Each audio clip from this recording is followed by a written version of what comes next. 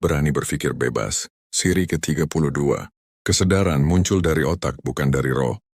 Sejak ribuan tahun, manusia percaya bahwa kesadaran datang daripada roh atau satu entiti halus yang terpisah daripada tubuh fisikal. Kepercayaan ini lahir pada zaman di mana otak belum boleh dikaji dan fungsi otak belum boleh difahami.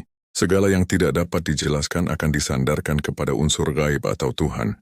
Namun hari ini apabila sains berkembang dan dunia memahami otak secara lebih mendalam, persoalan tentang asal-usul kesadaran tidak lagi boleh dijawab dengan andaian-andaian dan mitos lama.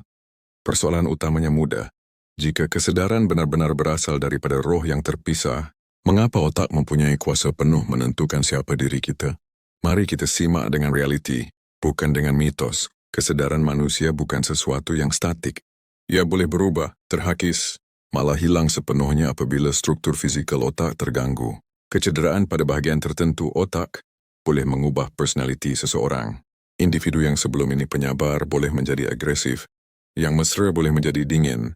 Dalam kes stroke, seseorang boleh hilang keupayaan bertutur, mengenali wajah, atau mengingati ahli keluarga sendiri. Penyakit Alzheimer pula memadam memori secara berperingkat, sehingga seseorang itu hilang identiti diri walaupun tubuhnya masih hidup. Jika roh adalah pusat kesadaran, mengapa kerosakan fizikal pada otak memadam siapa diri kita? Adakah roh turut rosak bersama neuron? Realiti menjadi lebih jelas apabila kita melihat kesan bahan kimia terhadap kesadaran. Anestesia boleh mematikan kesadaran sepenuhnya.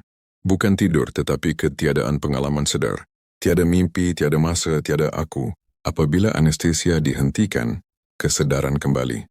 Darah tertentu pula mampu mengubah emosi, persepsi dan rasa identiti. Ada yang merasa bersatu dengan alam. Ada yang melihat halusinasi rohani.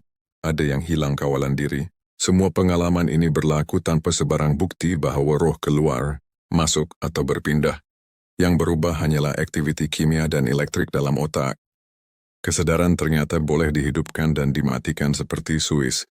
Bukan oleh roh, tetapi oleh fisiologi. Pemerhatian terhadap perkembangan manusia juga mendedahkan perkara yang sama. Bayi tidak memiliki kesadaran seperti orang dewasa.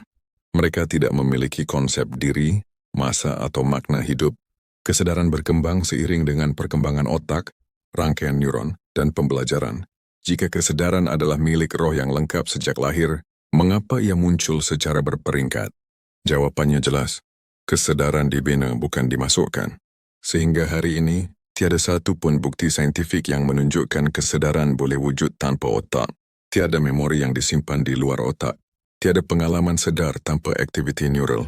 Apa yang sering dijadikan sandaran hanyalah testimoni, cerita pengalaman hampir mati, dan tafsiran subjektif, bukan bukti yang boleh diuji atau diulang.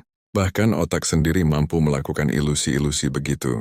Konsep roh sering berfungsi sebagai jawaban mudah kepada soalan yang sukar. Ia menenangkan, memberi harapan dan menawarkan kesinambungan selepas kematian. Namun dari sudut penjelasan, ia tidak menerangkan apa-apa. Ia hanya menukar persoalan bagaimana kepada percaya sahaja. Mengaitkan kesadaran kepada roh tidak menjadikan manusia lebih istimewa. Sebaliknya, ia menafikan kehebatan sebenar otak, satu struktur biologi yang mampu menghasilkan pengalaman sedar, emosi, imajinasi, dan rasa aku daripada proses fisikal semata-mata. Kesadaran bukan entiti gaib yang menumpang tubuh. Ia adalah hasil langsung aktiviti otak yang kompleks. Apabila otak berubah, kesadaran turut berubah. Apabila otak terhenti, kesadaran pun turut terhenti. Oleh kerana perbahasan topik ini panjang, maka saya akan lanjutkan bahagian kedua nanti. Berani berfikir bebas. Sir Moza.